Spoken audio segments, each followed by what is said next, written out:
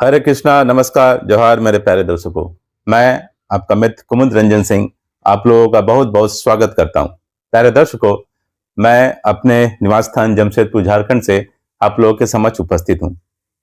प्यारे दर्शकों, पंचांग के अंतर्गत आने वाले 27 जन्मकालिक योगों की श्रृंखला में आज मैं चर्चा करने जा रहा हूं 11वें नंबर के जन्मकालिक योग की, जिसे हम वृद्धि योग के नाम से जानते हैं। इससे पहले कि मैं चर्चा आरंभ करूं, मैं कुछ बेसिक्स जरूर शेयर कर देना चाहूंगा, जिससे वैसे दर्शक जो नए हैं उन्हें इन योगों को समझने में कोई परेशानी ना हो। प्यारे दर्शकों, सूर्य और चंद्रमा के बीच की दूरी के आधार पर पंचांग के अंतर्गत आने वाले 27 जन्मकालिक योगों का निर्माण होता है।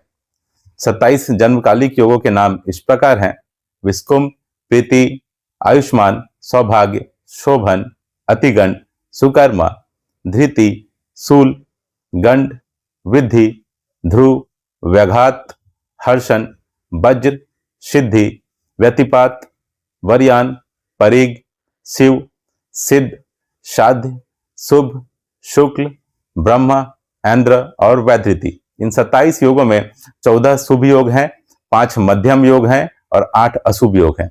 14 शुभ योग इस प्रकार हैं: प्रीति, आयुष्मान, सौभाग्य, शोभन, सुकर्मा, वृद्धि, वज्र, सिद्धि, शिव, सिद्ध, साध्य, शुभ, शुक्ल और ब्रह्म।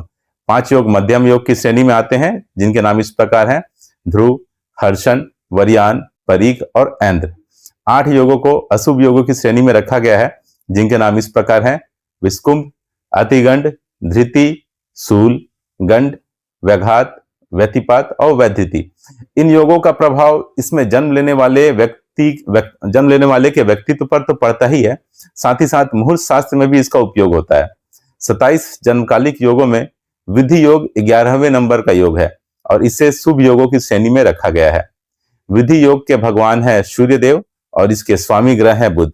ऐसा माना जाता है कि वैसे जातक जिन्होंने पूर्व जन्म में बहुत परोपकार किया हो, तीर्थ स्थलों का भ्रमण किया हो तथा भक्ति के मार्ग पर चले हो, वैसे जातकों का जन्म विधि योग में होता है। इस योग में जन्मे जातक तेजस्वी होते हैं, बुद्धिमान होते हैं तथा दूरदर्शी होते हैं। इस योग में जन्मे जातकों में आध्यात्मिकता होती है तथा परोपकार की भावना भी ये रखते हैं। इस योग में जन्मे जातक धन धान से पूर्ण होते हैं तथा सभी प्रकार के भौतिक सुख साधन से संपन्न होते हैं। ऐसा देखा गया है कि वृद्धि योग में जन्म लेने वाले जातक के पिता का भाग्योदय होता है, अर्थात जब इनका जन्म होता है विधि योग में बच्चे का, उसके बाद ही उसके पिता का भाग्योदय भी होता है। ऐसा प्रायः देखा गया है कि 32 वर्ष की आयु तक इन जातकों के जीवन में संघर्ष रहता है, लेकिन इसके बाद इनको जीवन में फिर पीछे मुड़ के देखने की जरूरत नहीं पड़ती।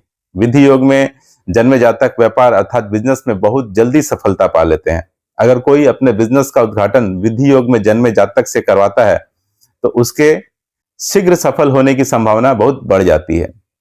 मुहूर्त शास्त्र के अनुसार भी विधि योग एक अत्यंत शुभ योग है और सभी तरह के शुभ और मांगलिक कार्य आप विधि योग में कर सकते हैं। जैसे शादी विवाह आप विधि योग में कर सकते हैं, सगाई कर सकते हैं, नए व्यापार की शुरुआत कर सकते हैं, खेती के लिए बीजारोपण कर सकते हैं, गृह प्रवेश कर सकते हैं तथा देश विदेश की यात्रा भी आप कर सकते हैं। अगर विधि योग में जन्मे जातक की कुंडली में बुध ग्रह योग कारक की भूमिका में हो तो विधि योग का प्रभाव पूर्णतः फलित होते हुए दिखाई देगा। और अगर विधि योग में जन्मे जातक की कुंडली में बुध ग्रह मारक की भूमिका में हो, अर्थात शक्तिशाली नहीं हो तथा मारक हो, तो विधि योग का प्रभाव पूर्णतः फलित होते हुए नहीं दिखेगा। तो प्यारे दर्शकों, इस प्रकार मैंने विधि जन्मकालिक योग का संपूर्ण विवरण आप लोग के समक्ष प्रस्तुत कर दिया है। उम्मीद करता हूं कि आपको यह जानकारी पसंद आई होगी। कल फिर मिलूंगा एक नए योग के संपूर्ण विवरण के साथ। तब तक के लिए नमस्कार, जय श्री कृष्णा।